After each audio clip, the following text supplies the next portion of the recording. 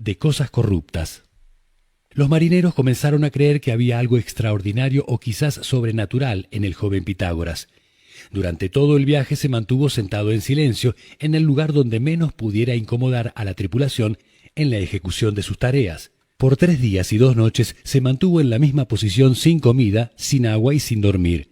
El viaje continuó sin incidencias dignas de reseña. Pareciera como si se tratara de una divinidad que se encontraba a bordo. Finalmente llegaron a la costa egipcia y pude ver cómo los marineros le ayudaban a desembarcar con una profunda reverencia y admiración. Al desembarcar, los navegantes le ofrecieron todo tipo de comidas, que Pitágoras aceptó gentilmente para poder recuperar su entereza física. Por mi parte, estaba entusiasmado y me preparé para seguir a Pitágoras por todo Egipto, donde visitó todos los templos que encontraba a su paso y poco a poco se fue ganando la estima y admiración de todos los sacerdotes y profetas con los que se relacionó. Durante este tiempo no quiso dejar de visitar ningún lugar en el cual pudiera encontrar algo valioso.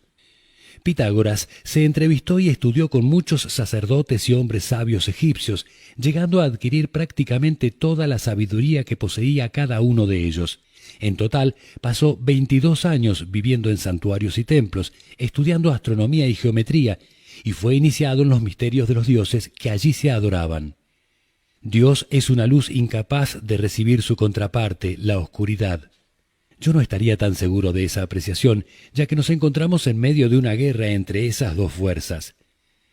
Tienes en ti algo similar a Dios, y por ello haz uso de ti mismo como un templo de Dios, en virtud de lo que en ti se asemeja a Dios. En este punto debo preguntarme, ¿qué es lo que me está diciendo la luz? ¿22 años? ¿Es eso una referencia a las 22 cartas de los arcanos mayores del tarot egipcio? ¿Por qué aparecen continuamente los números 11, 22 y 33? Pitágoras es el padre de la numerología. En numerología cada número es importante y significativo, pero existen 3 números a los que tenemos que prestar especial atención: 11, 22 y 33. Estos 3 números son números maestros que poseen significados y mensajes sumamente poderosos. Pueden ser una bendición o una maldición. Si eres capaz de dominar esos números, pueden volverse muy productivos para ti. El número 11 representa desafíos. Es un número desafiante y extremadamente poderoso, capaz de grandes cosas, pero también es capaz de infligir un gran daño. Todos conocemos la poderosa combinación de los números 9 y 11.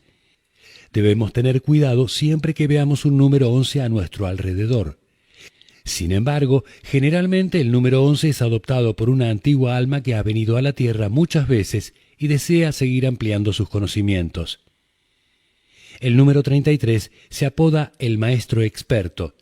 Es la combinación de 11 y 22. Este número tiene una gran energía y se le relaciona con lo bueno que se hace en el mundo. En términos actuales, 33 es un número muy masónico, ya que, como todos sabemos, existen 33 grados dentro de la masonería. Las características negativas del número 33 son muy peligrosas debido al conocimiento que se le atribuye a este número. Sin embargo, el número 33 puede considerarse como el balance perfecto entre los primeros 2 números. El número maestro 22 es el más importante de los 3 números maestros. El juego entre la luz y la oscuridad se juega a través de este número, pero los otros 2 números maestros se han usado abiertamente por ambas partes en este juego. Este número se considera un fabricante de maestros. El número maestro 22 contiene mayor poder que cualquier otro número y así como puede darte oportunidades ilimitadas, al mismo tiempo te manda desafíos formidables. Luego de vivir 22 años en Egipto, Pitágoras fue tomado cautivo por los soldados de Cambises y fue llevado a Babilonia. Sin embargo, poco después de su captura fue liberado y se unió a los sacerdotes y matemáticos babilonios. Con su ayuda, inició y completó sus estudios de aritmética, música y todas las otras ciencias entonces conocidas. Pasó 12 años en Babilonia y cuando contaba con 56 años de edad, 5 más 6 igual 11, regresó a Samos. Viajar enseña al hombre a ser frugal y a poder abastecerse a sí mismo, ya que el pan hecho de leche y harina y una cama de hierba son los remedios más placenteros para el hambre y el trabajo. A su regreso a Samos, algunos de los habitantes más ancianos de la isla lo reconocieron inmediatamente. A continuación, fue invitado por los regentes de la ciudad a impartir en forma pública su conocimiento. Les enseñó principalmente matemáticas y numerología, pero ninguno de ellos estaba realmente interesado en aprender, por lo que lo abandonaron. Pero no todo iban a ser malas noticias y Pitágoras halló a un joven genuinamente interesado en aprender y lo inició en aritmética, geometría y numerología. El joven quedó tan cautivado por la lógica de sus enseñanzas que se convirtió en un devoto discípulo suyo por el resto de su vida. El joven aprendió que es preferible callar si no tienes algo más valioso que decir que el silencio. Antes lanza una perla al vacío que una palabra ociosa o inútil, y no digas poco en muchas palabras, sino mucho en pocas. Ahora puedo ver a Pitágoras en un viaje a Delfos, donde fue admirado por la multitud cuando se aproximaba al llamado altar incruento de Apolo. Una vez más, visitó todos los oráculos y después viajó a Creta y a Esparta para aprender sus leyes, y luego regresó a Samos. El asceta y autosuficiente filósofo vive una vida similar a la divinidad. Considera como la mayor riqueza el no poseer bienes externos e innecesarios, ya que en muchas ocasiones la adquisición de riquezas inflama el deseo. La mayoría de las veces, no ser injustos es suficiente para disfrutar de una vida satisfactoria. La persona corrupta no se rige por la ley divina y por lo tanto vive sin ley. Luego de llegar de vuelta a Samos, estableció una escuela llamada el Semicírculo de Pitágoras. A todos aquellos interesados en asistir a sus clases se les enseñaba ciencia, numerología, matemáticas, geometría y astrología. Su filosofía adquirió una gran importancia y poco a poco su fama se extendió por toda Grecia, a tal punto que los mejores estudiantes de toda Grecia fueron a estudiar a su escuela. No obstante, Pitágoras necesitaba expandir sus experiencias, por lo que decidió viajar a Italia. Llegó a Crotona, la ciudad más noble de Italia, donde los cenobitas, además de estudiar filosofía, compartían todas sus posesiones. En Crotona lo admiraban y lo situaban a la altura de los dioses. ¿Era Pitágoras un dios encarnado? Sí, Pitágoras fue la primera encarnación de Apolo en la tierra. Hasta donde he aprendido, Apolo era parte de la energía de Zeus, quien era una de las 22 divinidades originales. La conexión entre Zeus y Apolo era total. La luz me dijo que pronto podría aprender más acerca del comienzo de toda nuestra existencia, y espero poder aprender más sobre Zeus, Apolo y Pitágoras. Apolo era reconocido como el dios de la música, la verdad y la profecía. Ahora nos es más fácil entender por qué Pitágoras pasaba tanto tiempo visitando oráculos y templos, ya que conseguía descifrar mucha de la información que se encontraba acumulada dentro de ellos. Pitágoras también dio mucha importancia a la relación de los hombres con los animales. Mientras el hombre continúe siendo el destructor despiadado de seres inferiores, no conocerá la salud ni la paz. Mientras el hombre masacre animales, se seguirán matando los unos a los otros. Algunos de sus seguidores lo llamaban el Apolo del Norte. Otros lo consideraban uno de los dioses del Olimpo, que con el fin de corregir y mejorar la existencia terrestre, se aparecía a sus contemporáneos en forma humana a fin de hacerles llegar la luz de la filosofía y ayudarles a encontrar la felicidad. Ellos sinceramente decían que nunca volvería a haber un beneficio más grande para la humanidad que el que Pitágoras impartió a los griegos. En Crotona, Pitágoras se enamoró y se casó con Teano, una joven alumna suya de Crotona. Después de la muerte de Pitágoras, Teano nos dio una versión diferente de los números de Pitágoras. He aprendido que muchos griegos creen que Pitágoras dijo que todas las cosas son creadas a partir de los números. La aseveración misma posee una dificultad. ¿Cómo se pueden concebir cosas que no existen? Pero él no dijo que todas las cosas provienen de los números, sino más bien que todas esas cosas parecieran estar en concordancia con los números. Pitágoras continuó viajando por Italia y su primera tarea fue la de liberar aquellas ciudades que, según consideró, habían sido oprimidas por medio de la esclavitud. A partir de entonces, ayudó a las ciudades a establecer leyes que les permitieran prosperar y convertirse a su vez en modelos para otras ciudades de Italia. Las leyes implantadas por él prevalecieron y el partidismo, la discordia y la sedición desaparecieron por varias generaciones. Practica la justicia en tus palabras y acciones. Mantén el hábito de comportarte con criterio y razón. Reflexiona y siempre ten en cuenta que el destino ordena que tarde o temprano todos los hombres deben morir. Pitágoras creía que el este era más importante que el oeste, la mañana más importante que la noche, el comienzo más importante que el final, el crecimiento más importante que el declive, los ciudadanos del país más importantes que los extranjeros, los planificadores de las ciudades más importantes que sus constructores, los dioses más importantes que las divinidades más importantes que las no divinidades, los héroes más importantes que los hombres y los padres más importantes que sus hijos. ¿Eran esos dioses más dignos de honor que las divinidades? En una de mis conversaciones con la luz me explicó brevemente acerca de los 22 dioses originales y los 52 seres angelicales, pero sigo a la espera de una explicación completa a fin de entenderlo.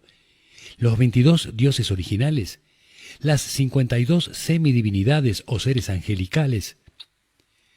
Pitágoras era una reencarnación de Apolo. Entonces, ¿era una divinidad o una semidivinidad? Lo mismo que ocurrió entonces, ahora nos encontramos con que todo está mezclado, porque la energía de todos los dioses ha transformado a las divinidades y a los seres angelicales en energías diferentes. Todos ellos, contando con nuestra ayuda, están luchando por ganar esta guerra entre la luz y la oscuridad. Sigo avanzando en el tiempo y ahora puedo ver a Pitágoras enseñando a sus alumnos acerca del amor debido a los padres. A partir de nuestros padres aprendemos a honrar a la divinidad. Sin duda, los dioses perdonarán a aquellos que honran a sus padres, tanto como a aquellos que honran a los dioses. ¿Quién fue el padre de los dioses y de los hombres? ¿Zeus, Cristo, Jehová, Brahma, Alá? ¿Quién fue el Dios original que creó todo? ¿Fue solo uno o una multitud de ellos? Debo esperar para encontrar una respuesta a esta pregunta. La templanza fue otro de los principales tópicos debatidos por Pitágoras. La virtud de la sobriedad, aplicada universalmente a todos los bienes, los del cuerpo y del alma, preserva nuestra salud y nuestra conciencia. Pitágoras cita la guerra de Troya como un ejemplo mayúsculo de falta de templanza. Por culpa de esa falta de templanza, se produjeron grandes calamidades debido al desenfreno de un solo individuo. Los dioses respondieron con un castigo que duró 1010 años. ¿1010? 1010 igual 11. Una vez más se obtiene el número 11. ¿Es que los dioses siempre emplean los números maestros para castigarnos? Pitágoras continuó viajando y enseñando, y esta vez analiza la educación, que es lo que diferencia a un hombre de una bestia salvaje, a un griego de un bárbaro, a un hombre libre de un esclavo, y finalmente a un filósofo de un ignorante. En resumen, la educación adecuada supone una gran ventaja sobre todos aquellos que no la poseen. Pitágoras explicaba todas sus ideas haciendo ilustraciones relacionadas con la historia y la filosofía, y con ello lograba demostrar que el conocimiento nos garantiza una excelente disposición natural para comprender los logros y virtudes de los líderes del pasado. Él fue la primera persona en llamarse a sí mismo filósofo. Un filósofo, según Pitágoras, es un hombre que se dedica a la contemplación de las cosas más bellas y al mismo tiempo busca y participa de la esencia inteligible de todo lo que nos rodea con el objetivo final de obtener el mejoramiento de la raza humana. Sobre la nube con su sombra está la estrella con su luz. Reverénciate a ti mismo por sobre todas las cosas. Pitágoras continuó trabajando y finalmente descubrió lo que se conoce como el teorema de Pitágoras. El teorema sostiene que en un triángulo rectángulo el área del cuadrado de la hipotenusa, el lado opuesto al ángulo recto, es igual a la suma de las áreas de los cuadrados de los otros dos lados. Esto fue un enorme logro para esos tiempos. Como una encarnación de Apolo, protector de la música, Pitágoras descubrió que las notas musicales podían traducirse en ecuaciones matemáticas. Pitágoras transitaba sus últimos años en la Tierra e insistía continuamente en indagar acerca de su existencia previa antes de esta vida presente. Puedo verlo hablando con sus amigos y discípulos más íntimos, entre ellos su esposa Teano, acerca de sus vidas anteriores. Él insistía en que era Deiforbo y que había participado en la guerra de Troya. Claramente puedo verlo pronunciando el nombre Deiforbo. Sin embargo, mientras estaba investigando en el lugar del aprendizaje, el nombre escrito en los manuscritos decía Euforbo, creando alguna confusión cuando investigué la afirmación de Pitágoras. Puedo deciros que Pitágoras fue efectivamente Euforbo en una reencarnación anterior. Euforbo era un príncipe de Troya y fue uno de los principales héroes troyanos. Después de ser traicionados por Helena de Troya y tras la muerte de Héctor, se convirtió en el líder del ejército troyano. Pitágoras sostenía que el alma tiene tres vehículos. El primero es etéreo, el cual es luminoso y celestial, y allí el alma reside en las estrellas en un estado de dicha. El segundo vehículo es el luminoso, el cual sufre el castigo del pecado luego de la muerte. El tercero es el terrestre, el cual es el vehículo que ocupa en esta tierra. Pitágoras estuvo muy cercano al entendimiento de la realidad del alma y continuó insistiendo en su teoría de que el universo está hecho de números y de que, posiblemente, los números no son más que un organismo viviente geométrico tridimensional. La Tierra, inamovible y centro del universo, se convierte en el corazón de los dioses y en la frontera entre la luz y la oscuridad. La Tierra está fija sobre su equilibrio como la raíz y la base de todas las otras sustancias de cosas producidas. El sustrato es materia, mientras que la razón de cada espíritu es una forma abstracta. El resultado de esas dos es tierra, materia, agua y fuego. Así es como hemos sido creados. Cada cuerpo está compuesto de superficies, cuyos elementos son triángulos. Mi viaje continúa y ahora puedo ver a Pitágoras durante el año 506 a.C. Tiene ya 74 años y está regresando a su casa cuando súbitamente se cae y se fractura el fémur. Sus alumnos lo llevan de regreso al gimnasium. Puedo sentir el dolor de Pitágoras cuando le pide a un alumno que encuentre a Aborus y que lleve 47 monedas de oro al gimnasium. Aborus llega al gimnasium y Pitágoras le pide que funda el oro y que una vez fundido se lo regrese. Pitágoras intuyó que si fabricaba un molde, algo desconocido en la época, podría contener su hueso roto en el muslo y hacerlo sanar. Hoy en día los moldes se fabrican con dos tipos diferentes de materiales, yeso y fibra de vidrio. En el año 506 a.C., esos materiales no estaban disponibles y pensó que el oro y el hierro podrían servir. Mientras el oro se fundía, pidió a sus dos mejores escultores que cortaran 2 piezas de hierro muy fino para esculpir su muslo. Cuando el oro estuvo fundido, Aborus se lo llevó. A continuación, lentamente, Pitágoras colocó las 2 piezas de la escultura del muslo alrededor de su pierna y luego aplicó el oro fundido sobre las piezas de hierro, haciendo lo que hoy conocemos como un molde. Este molde extraordinario creó la leyenda del muslo de oro de Pitágoras. El tiempo de mi viaje se acaba y me dispongo a visitar los últimos días de Pitágoras en la Tierra. Es el año 496 a.C. y Pitágoras se encuentra en la casa de Milo, en Crotona.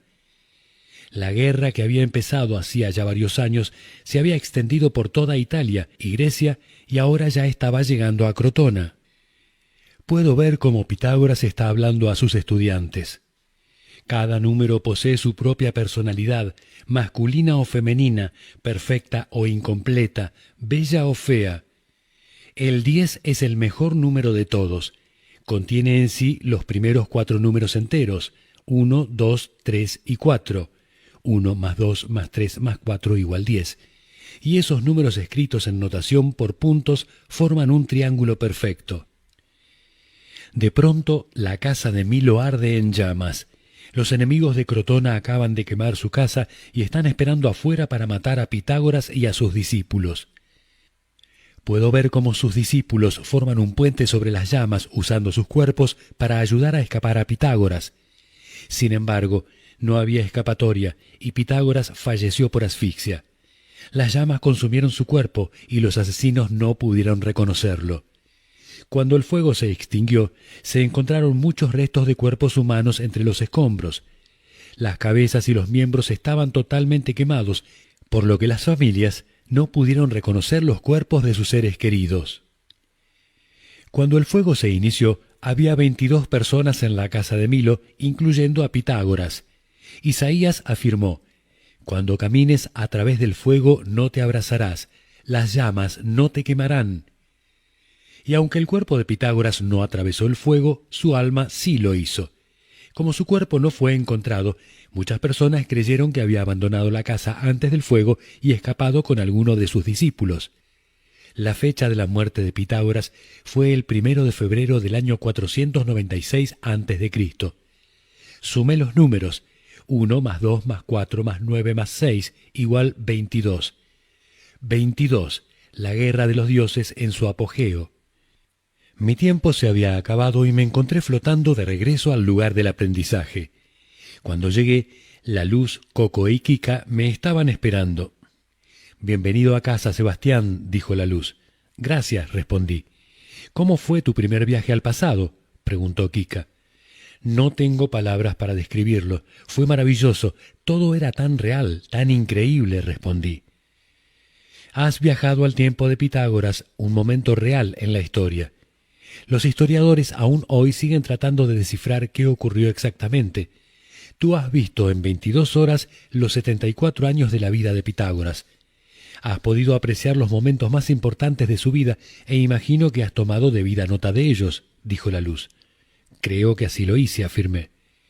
«La evolución es la ley de la vida, los números son la ley del universo y la unidad es la ley de Dios», dijo Coco. Creo que Pitágoras nos enseñó conceptos aún desconocidos para esos tiempos. Nunca se había escuchado acerca del concepto de evolución antes de que él lo explicara. Que los números son la ley del universo es algo que nosotros sabemos que es cierto, pero que era difícil de entender en los tiempos de Pitágoras. La unidad, como la ley de Dios, es precisamente lo que tratamos de demostrar en este juego entre la luz y la oscuridad. Aun si diferentes dioses o energías crearon el universo, lo que alumbró la vida en la Tierra fue la energía de todos como un solo creador, respondí. «¿Cuál es la carta que nos traes de Pitágoras para la Luz?», me preguntó la Luz. «Me complace darte la carta número 7, la carta del carro», repliqué. «De acuerdo, ahora explícanosla, por favor», dijo Kika. La descripción de esta carta es muy poderosa. La figura del rey está sentada en un carro ligero tirado por 2 esfinges. La carta del carro representa poder, liderazgo, dominio, fuerza, autodisciplina, sabio uso de la energía, autocontrol y contemplación. El maestro conductor del carro es el mismo Pitágoras. El maestro Pitágoras supervisa el crecimiento de la conciencia y manifiesta el regreso del hombre a la armonía. El carro también otorga energía a sonidos musicales melodiosos en contraposición con los sonidos actuales, los cuales exponen la falta de armonía y paz de la humanidad. El maestro Pitágoras asiste a los que están atados a conceptos tradicionales rígidos y nos invita a encontrar una actitud mucho más simple hacia las verdaderas cualidades de la vida. La energía del carro combina rigor con entendimiento, con el fin de ayudarnos a alcanzar el triunfo en nuestras vidas.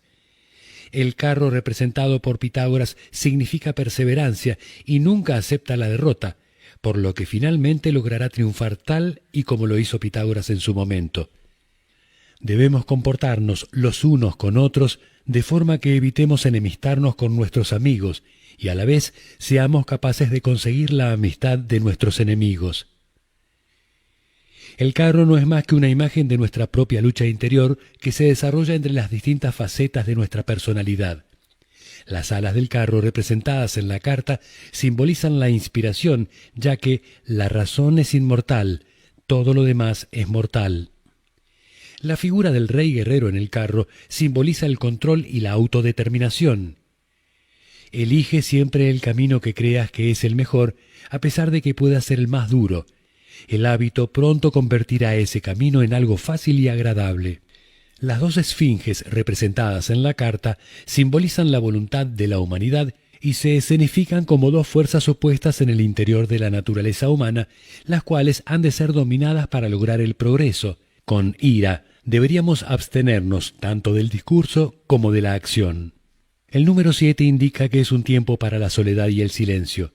El hecho de no ser una persona conformista otorga una gran espiritualidad a esta carta.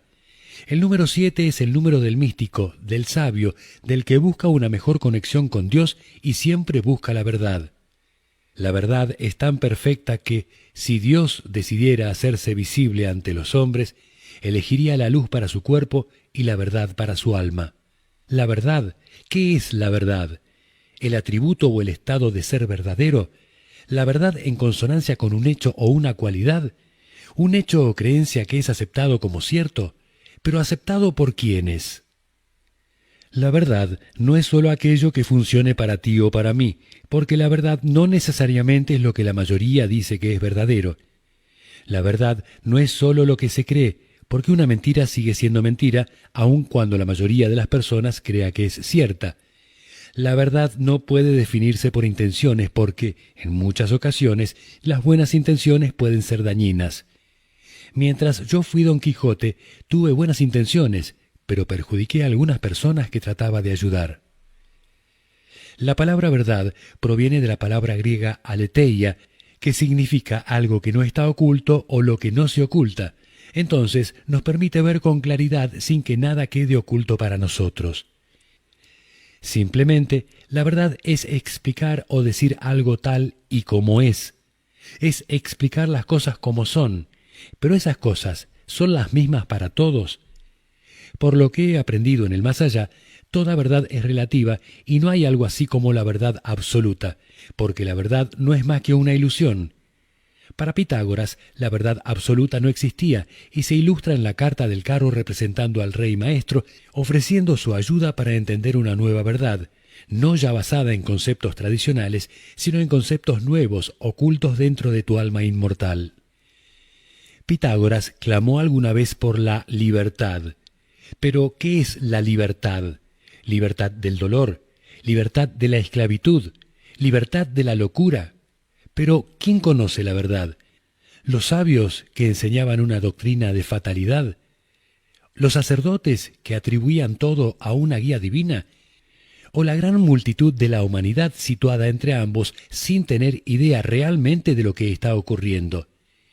Pitágoras decidió que cada uno manifestaba cierto aspecto de la verdad, pero ninguno de ellos entendía la verdad completa debido a que la verdad es ilusoria. La carta del carro se asocia con la victoria, en este caso la victoria de Pitágoras sobre la ignorancia de los que le rodeaban. Pitágoras es el rey triunfante que está de pie en su carro. El carro posee un toldo azul decorado con estrellas blancas y el rey lleva una armadura ceremonial decorada. La carta señala la determinación, la concreción de objetivos y la prueba y demostración de las capacidades de cada uno. Esta determinación se muestra en la escuela de Pitágoras, en la cual se conferían grados a los estudiantes. El primer grado se llamaba reparación, y los novicios eran llamados oyentes, como las dos esfinges de la carta que escuchan al rey Pitágoras. El segundo grado otorgado a los alumnos era purificación, en donde el estudiante accedía a la exposición racional de su doctrina oculta. Durante este grado, el estudiante se dedicaba a la ciencia de los números, y aquí es donde encontramos el número 7, la carta del carro número 7. Para Pitágoras, el número 7 significaba la unión del hombre con la divinidad. Sin embargo, para él, solo Dios es sabio, pero el número es el gobernante de las formas, las ideas y el rumbo por el que caminan los dioses y los demonios. ¿Se refería ya Pitágoras a la guerra entre la luz y la oscuridad? ¿Era consciente de esta guerra? El tercer grado se llamaba reflejo y al estar representado por el carro significaba la disciplina y la moral de la existencia humana. El carro nunca acepta la derrota, aun en las circunstancias más difíciles. El mensaje final del carro es que todos los opuestos pueden estar uno junto al otro y la identidad de cada uno se hace más distintiva en virtud de las características de su oponente. Concluí mi descripción. «Excelente, Sebastián», dijo la luz. «¿Por qué existe un velo del olvido? ¿Por qué no podemos recordar nuestras vidas pasadas?», pregunté. «Kika y yo nos encargamos del velo del olvido», respondió Coco. El velo del olvido nos permite olvidar cualquier trauma de vidas pasadas y nos permite encontrarnos a nosotros mismos sin percatarnos en un principio de nuestra conexión a la luz o a la oscuridad, afirmó Kika. En ocasiones puede parecer que te encuentras solo en tu experiencia en la Tierra, pero nunca estás solo. Existen espíritus guías para ayudarte, pero necesitas estar en contacto con ellos, dijo Coco. ¿Dijiste que vosotros estabais a cargo del velo del olvido?, pregunté. Sí, cuando escuchas a un recién nacido, las primeras palabras que pronuncia son Kika, Coco, Kiki. Recuerdan nuestros nombres, porque son su última conexión con la fuente de su origen, en este caso con la luz. Los bebés nos buscan y pueden vernos. Nos recuerdan por 1 o 2 años. Luego, poco a poco, se va limitando su conexión con la fuente de su origen, con la propia luz, y finalmente, antes de los 5 años, se desconecta, remarcó Coco. ¿Podemos levantar el velo del olvido?, pregunté. Algunas personas sostienen que la meditación es una forma de levantar el velo del olvido, pero la verdad es que muy pocas personas pueden hacerlo.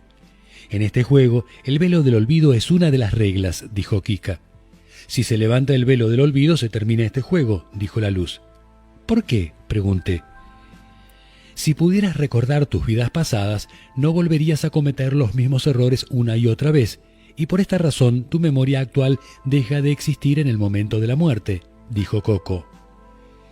¿Qué sentido tiene vivir una vida nueva si no vamos a recordarla o a aprender de sus lecciones, o si no podemos recordar las lecciones antiguas de nuestras encarnaciones anteriores?, pregunté.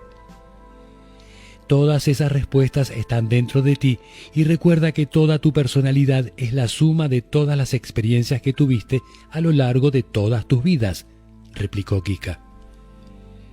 Creo que es suficiente por hoy. Tendremos más tiempo para discutir estos temas contigo en un futuro cercano. Ahora, dinos el mandamiento que trajiste de Pitágoras para la luz, dijo la luz. Creo que el mandamiento es muy simple y no es más que el alma es inmortal, respondí. Lo hiciste realmente bien, Sebastián. Ha sido tu primer viaje al pasado y debo decir que estoy impresionado, dijo la luz. ¿Quieres agregar algo de Pitágoras?, preguntó Kika. Existen hombres y dioses, y solo algunos seres como Pitágoras, concluí.